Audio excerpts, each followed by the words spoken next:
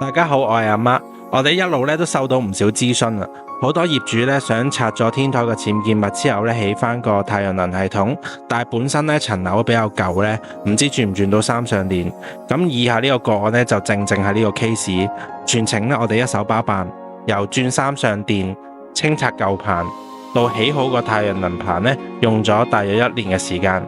咁點解要咁耐呢？因為本身成條村比較舊啊。中電嘅電力措施都支援唔到裝咁多個太陽能系統，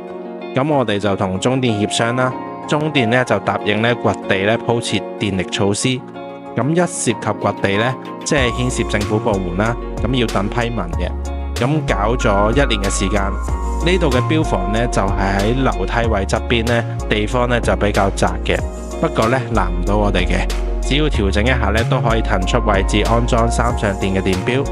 咁我哋條電就沿住樓梯嘅角位上咗業主間屋嘅分錶箱，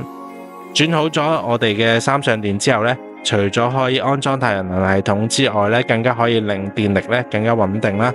同埋用到即熱式嘅熱水爐啊。至於天台嗰個舊棚同埋組合屋我用咗2日多少少嘅時間清拆同埋調走，